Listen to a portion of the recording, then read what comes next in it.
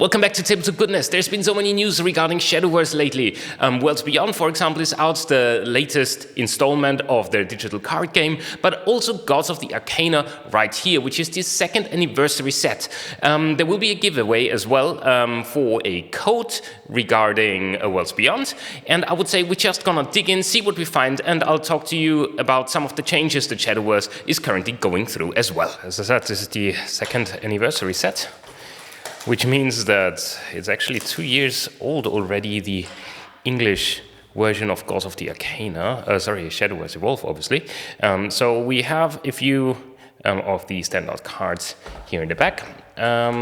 With this special release here, we also do have a special card. I'll remove that for now.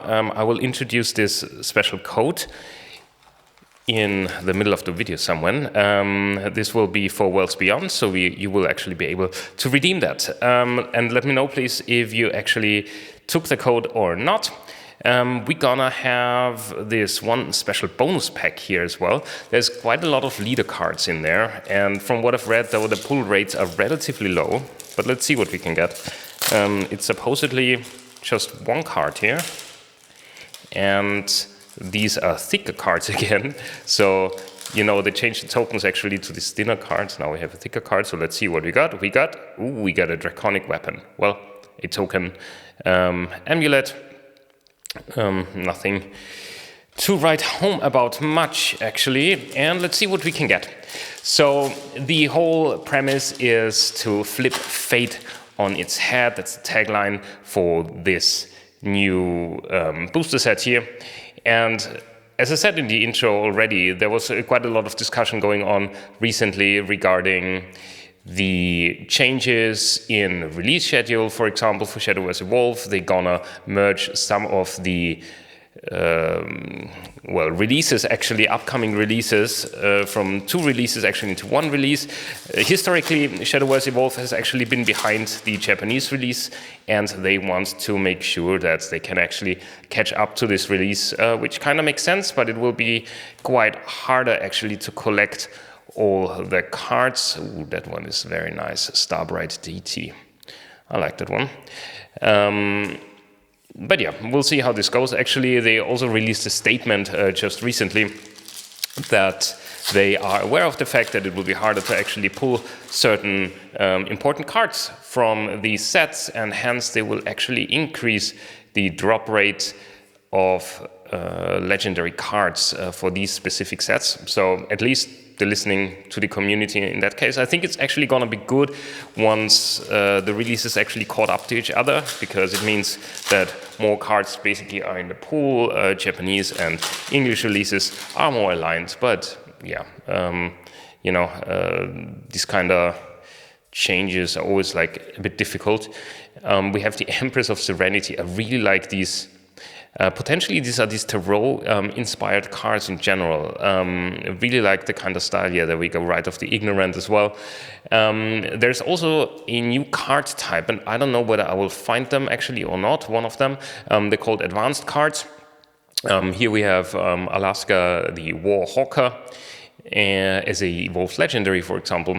But yeah, these are new advanced cards which are, while in the EX area, can be played like any other card by paying its cost, but once they actually leave the field, they will go face down into your evolved deck, and face down cards cannot be played again.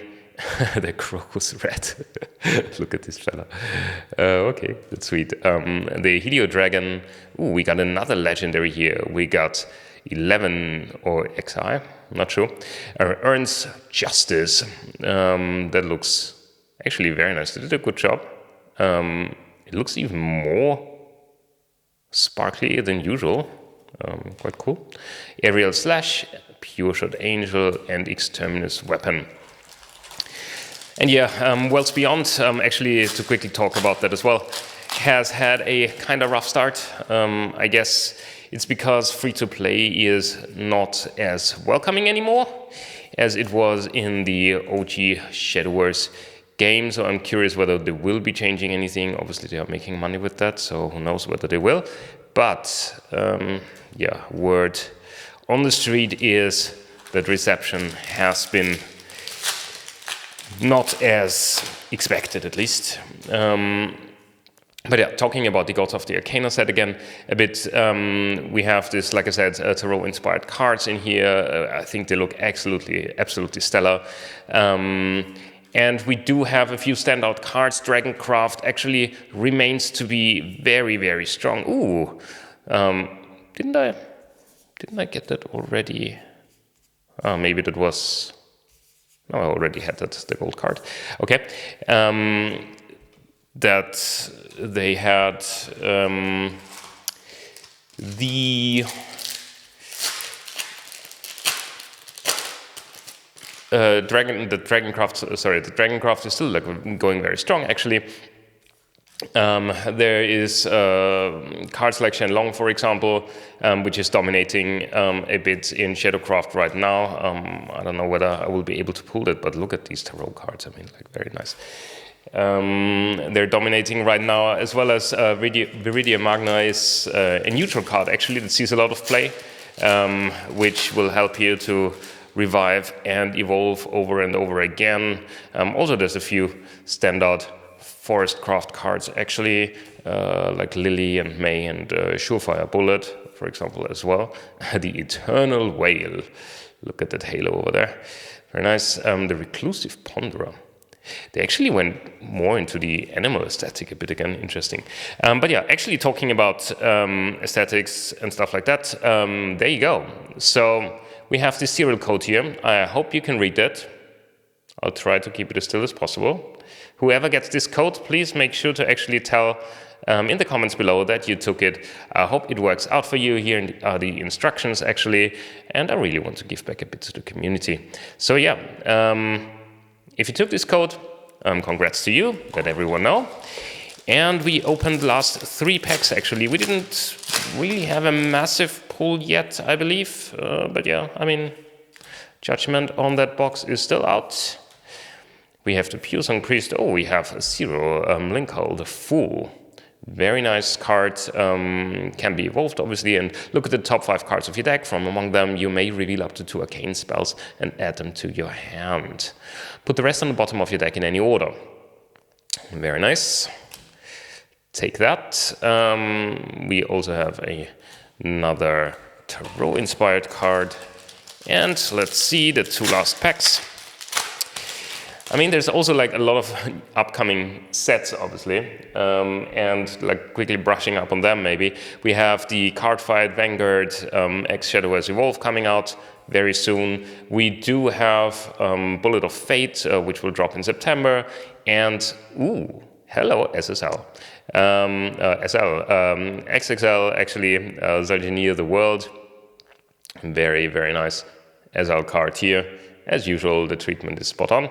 And then in October, actually, we do have Seaside Memories, which is the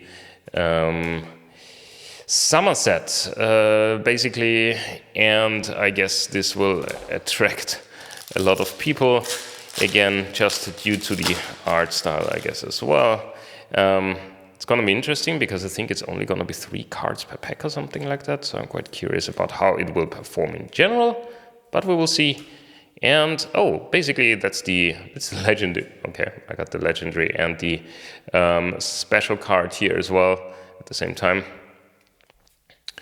And we do have another Reverend Educator. We have Honorable Thief and Holy Tiger. And I think with that, that's it. That's a wrap. I hope you enjoyed this opening. Quickly looking at the legendaries and special card that we pulled. We have Zalgenir the World. Here, both as legendary and special card. We have Linkhole the Fool. We do have Ern's Justice. And we do have Alyeska the War Hawker. Hope you enjoyed that opening. I wish you a fantastic day and see you again next time soon on Tabletop Goodness.